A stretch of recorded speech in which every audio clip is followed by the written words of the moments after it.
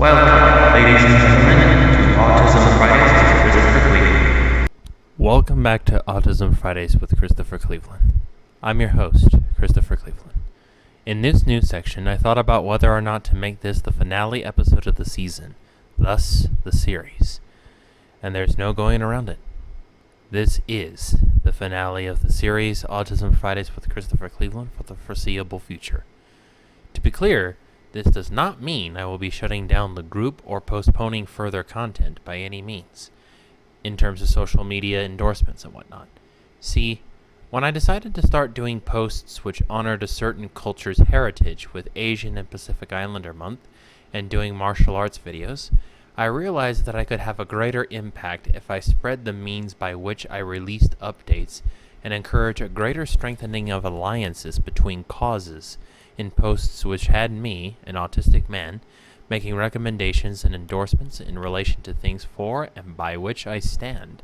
And it doesn't take a lot of imagination to make such recommendations, but it does take a lot of honesty. Honesty comes easily to me, particularly when my intention is to uplift someone else at no expense to myself, or with expectation of anything in return except for the enjoyment of my audience. On top of that, I have come to accept that with my new responsibilities, I simply don't have the time and energy to commit to something that no longer serves the purpose for which it was intended.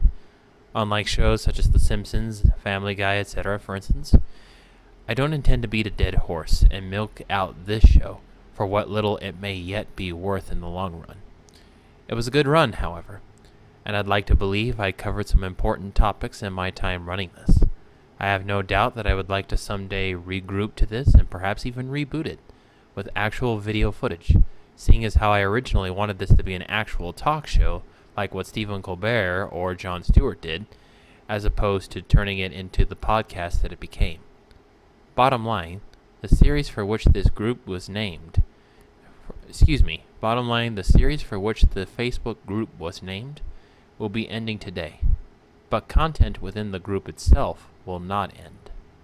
And, for the perceptible future, that is the way it will be. Coming up after the break, regrouping to an old topic that I feel needs further elaboration.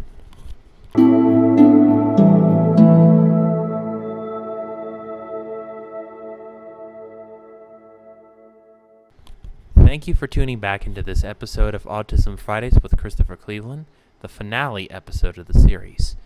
I'm your host, Christopher Cleveland. For this episode, I wanted to circle back on the different types of intelligence that we've discussed before, and how this can affect children on the autism spectrum. The common stereotype is that an autistic person is not socially astute, but possesses a genius-level gift in something highly logical or factual, like math, when in fact this is less frequently the case than not. For example, I am absolutely atrocious at math, beyond basic stuff like multiplication and addition, geometry, and statistics, the kind of mathematical equations often used by physicists, for instance, to solve the corporeal mysteries of the universe, are like a series of unintelligible beeps and boops that I can't discern. I don't even really know Morse code all that well while I'm at it, and you couldn't get me to compose a musical piece to save my life. Yet if you have a question about some era in a country or ethnicity's history, provided I've actually read up about it, or about an ancient language under similar provisions, I can get you translations or facts in minutes. In regards to language, to clarify what I mean, I can read, write, and translate ancient Greek.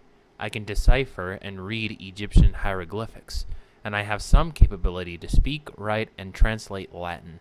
I'd also attempted to form an independent research project discussing the evolution of language from a series of pictographs and hand signs in combination into what we possess now in the form of verbal and other articulation.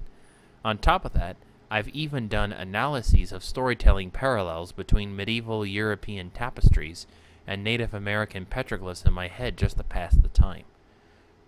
Furthermore, I know how people expect me to act in order for me to have a job, switching to the social side of things.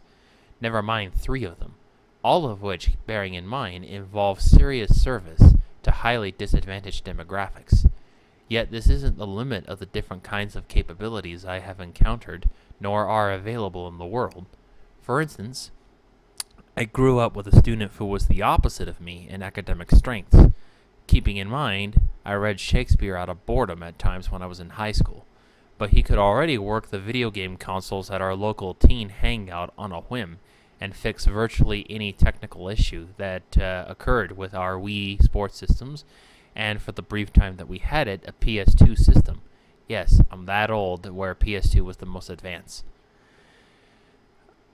On the other hand, though, I met another student who, shockingly, was an amazing artist that applied his talents into employment as a tattoo artist, and now is highly successful at the practice. What I mean by this is that he was a very capable sketch artist who could also weave excellent colors into his sketches once he was done. He would apply this in the sketches of designs that he would give people on their tattoos, and then actually apply the ink exactly in the way that he had sketched it in his head, and exactly where they wanted it according to width, length, height, etc.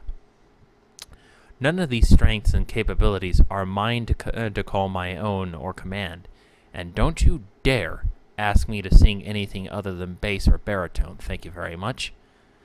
The reason I bring this up is because a common thread I've noticed in modern parenting, even with my parents, is to presume that intelligence and or proficiency in the academic area will simply spill over into successful social interaction on the playground or similar setting during the school day.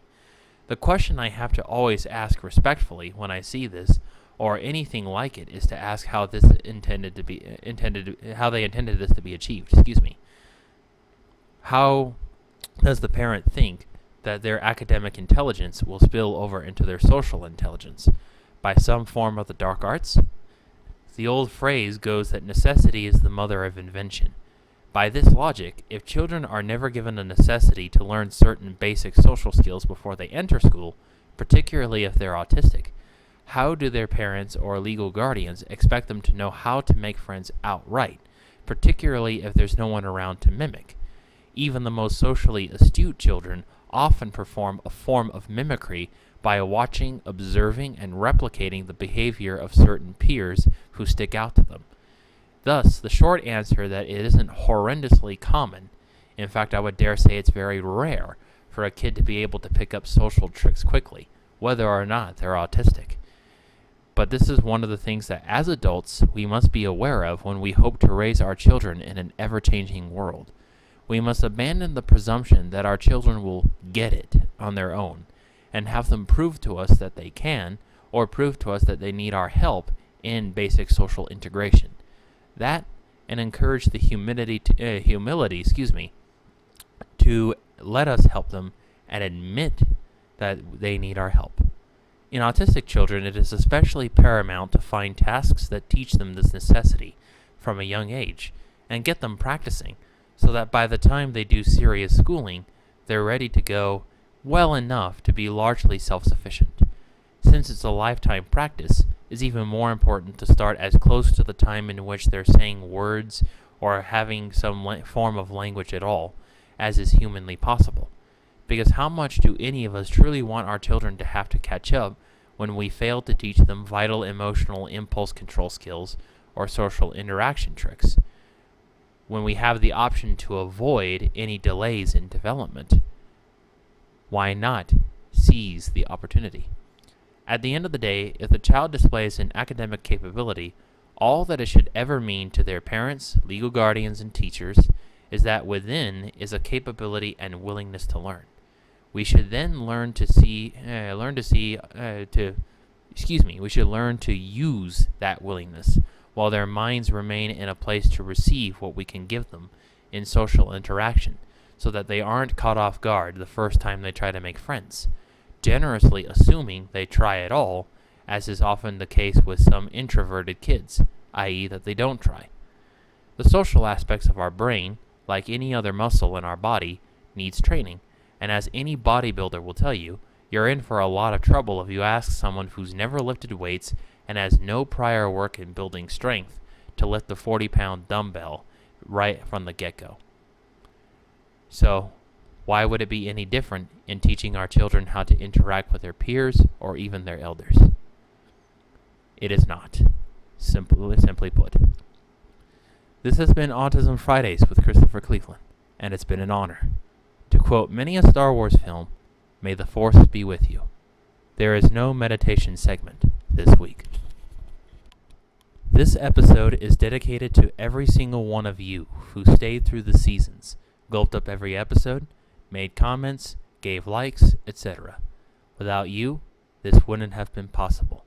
Keep the hope alive in these troubling times.